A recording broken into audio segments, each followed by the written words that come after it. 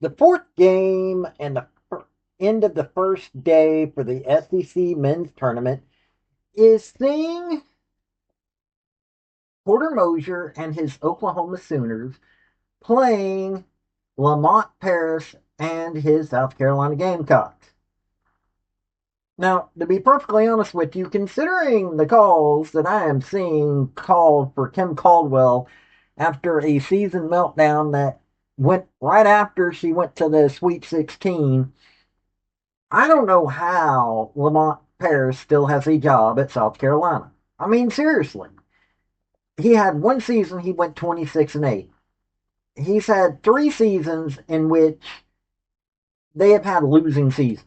They are 13-18 currently, 4-14 in the SEC. Oklahoma, though, has a winning season, 17-14, 7-11 in the SEC. Both these teams have a lot of weaknesses. A lot of weaknesses.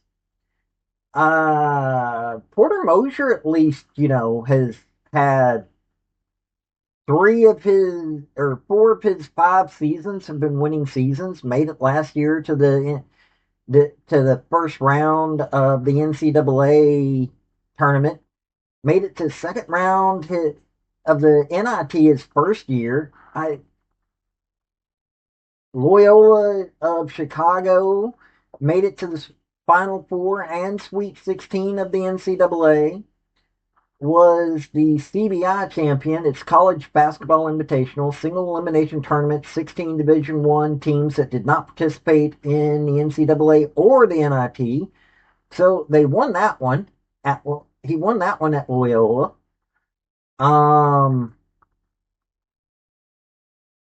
Arkansas Little Rock. That's not even worth talking about, to be honest with you. Lamont Paris, hey, he went to the NCAA, got to the first round of the NCAA's at University of Tennessee. Hey, I got a special place in my heart for UTC Moccasins. I do. I got to give him that. He was the SEC Coach of the Year in 2024, Southern Conference Coach of the Year in 2022. Went 87-72 with the Moccasins, but currently 62-67 at South Carolina.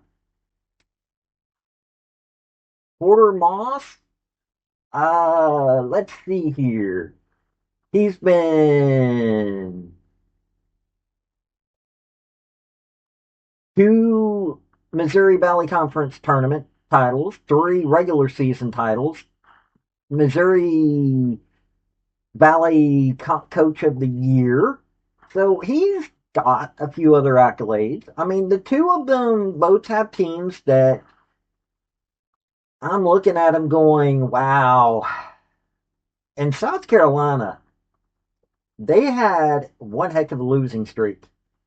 Texas A&M, Florida, LSU, Texas, Mizzou, Alabama, and Florida. So a 7-game losing streak.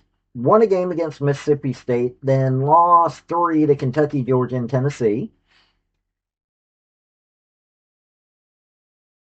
They just have not had a season worth talking about.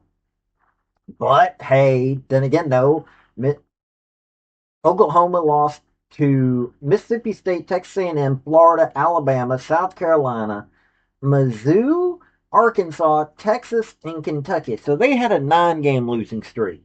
But we're going to cover these two teams by the numbers. You know how I do, folks. I cover these games by the numbers. So we're going to determine who is the best team for this game. So stick around. Let's get into it. Before we get into the crux of this video, hit like, hit subscribe if you like college sports, because I do college sports, primarily college football, college women's gymnastics, do a little basketball and other sports on occasion, but that's what I do, college. Also, General Robert Neyland, former University of Tennessee head football coach for decades, had 7 maxims to win any game. but they can also help you if you apply them correctly to your life. The second one is play for and make the breaks. When one comes your way, score. That is a maxim that can be also applied to your life. Look for those breaks and take it. Since South Carolina is the lower seed, we're going to start with them. They've scored 75 points a game, but have allowed 76.2. 43.5 field goal percentage, or 287th. 78.2 free throw percentage. Hey, that's a good sign. They're 15th in the nation at free throws. 30.8 3-point percentage, or 330th. 7.9 3-points made per game. They're 172nd. 13.3 assists. They're 228. Not working as a team. 29.1 defensive rebounds. 316th. 9.5 turnovers. Hey, another bright side. 48th in the nation. 2.4 block shots. They're 322nd in the nation. And oh, they steal the ball 5.5 times a game. Now, Meechie Johnson is a bright shining star for the team. He leads in points, assists, and steals. So he's trying to be a floor general along with being the primary scorer. 31.5 minutes a game, 17.3 points, 3.2 rebounds, 4.3 assists, 1.3 steals, 0.1 blocks, 2.2 turnovers, 42.3 field goal percentage, 33.7 3-point percentage, and 80.7 free throw percentage. Mike,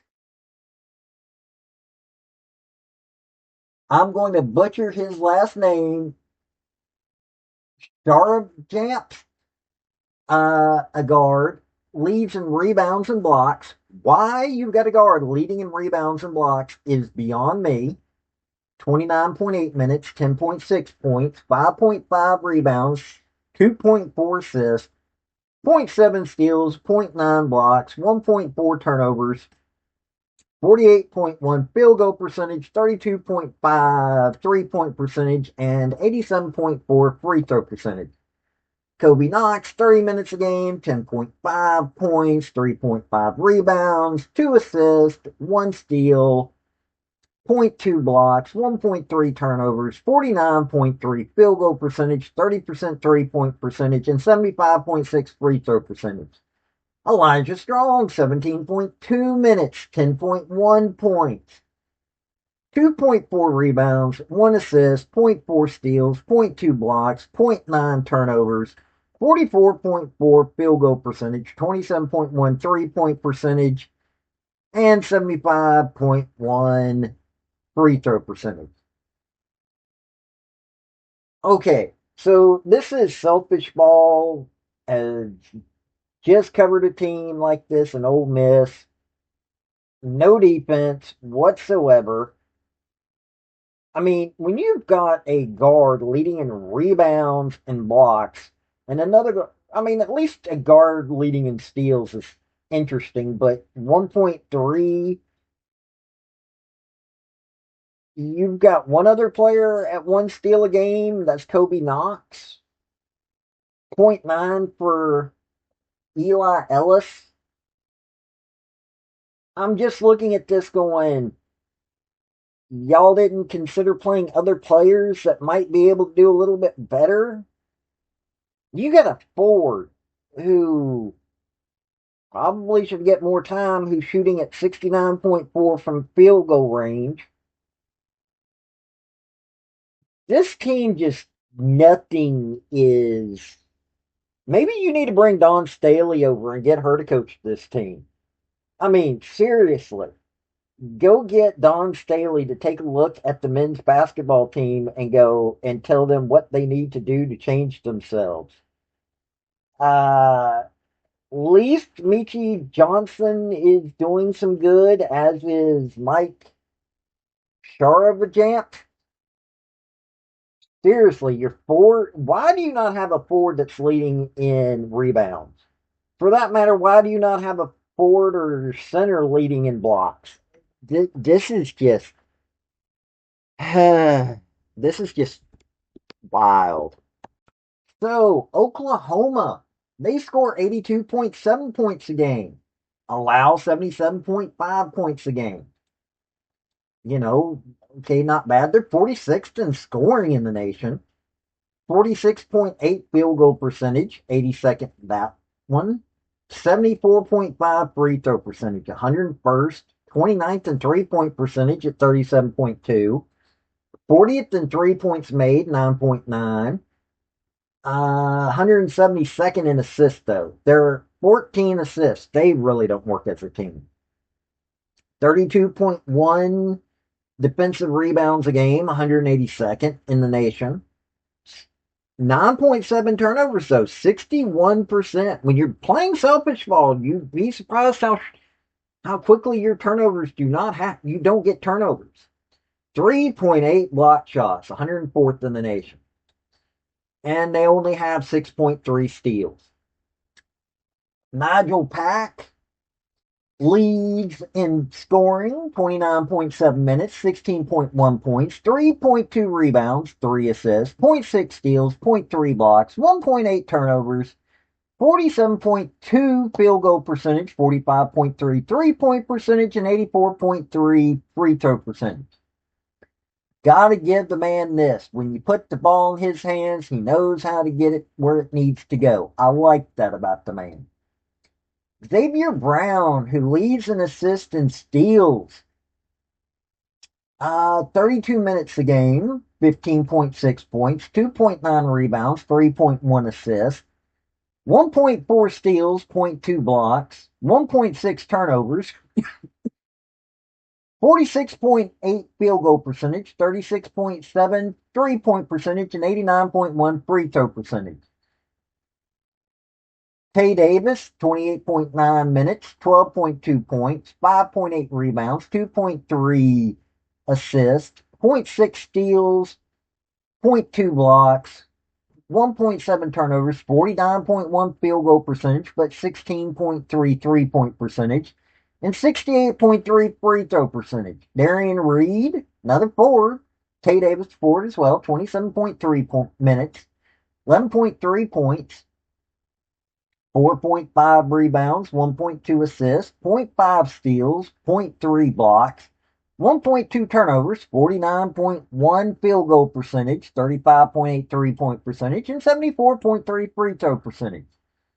And by the way, Muhammad Wag leads in both blocks and rebounds. He's a forward. You want that. 6.7 rebounds, 1.5 blocks. But he's scoring 7.1 points a game. Fifth leading scorer. But he's doing 61.5 field goal percentage. You've got some scorers on this team. You do. And they're scoring. You got others that are able to score as well, but seriously, I'm looking at this going, where's the defense? 3.8 blocks a game. Turnovers, hey, but your assists are at 14 assists a game. Your steals are at 6.3. I really don't understand this team. I really don't. They don't seem to be able to play like they're a team, and definitely don't like being on the defensive. It seriously don't like to be on the defensive. I mean, at least Muhammad Wag, you need to put him in a little bit more just to play defense, because ain't nobody else doing it. Hey, at least you got guys that are willing to score, and that's how you're winning. I know everybody says that, but you've got to have some defense involved, and they ain't really got that going for them in this team. Okay, so Oklahoma is at 73.9% chance to win this game according to ESPN. South Carolina's at a 26.1% chance to win this game. Neither team knows how to play defense. I mean, seriously, don't know how to play defense. Neither team knows how to play as a team. At least they're doing okay rebounding. I mean, seriously, if South Carolina wants a winning men's team, maybe they need to bring Don Staley over. Seriously. Um, I mean, Boomer Sooner on this one. Uh, I agree with ESPN. Boomer Sooner. I'm looking at this game and just going, I don't even want to begin to guess at this one. This team, 47% field goal percentage for Sooners, though. They seem to have a better team. They've got four guys that are in double digits, whereas South Carolina, yeah, they've got four, but three of those are at 10. Seriously, none of these teams seem to have a double double. This first day is going to be horrendous to watch. I mean, maybe Kentucky, who is maybe a bubble team, maybe. I wouldn't. I'm going maybe a bubble team. I wouldn't say that about Oklahoma, but I mean, at least Oklahoma, you know, they got the ability to win. Uh, let's see here. They lost. They went to South Carolina and lost to South Carolina 85-76. So, yeah, this, I may be wrong. Everybody may be wrong. I mean, these two teams are just, uh, you're just watching to see the offense. That's all you're watching this game for. Seriously. And in all honesty, South Carolina barely has any. But, you know, with the defense of Oklahoma, you never can tell. But yeah, that's what I'm saying. Boomer Sooner. This has been Paul with Redneck Sports. Y'all have a good day now. Bye. Hey, folks, before you leave, if you're can't become a member via my YouTube channel, which that's for my thinker. I've also got sports. I've got a Patreon. If you really, really want to help me out, I would be much appreciated. But hey, hitting like, hit subscribe, hit commenting, all those things really help me out. Have a good day.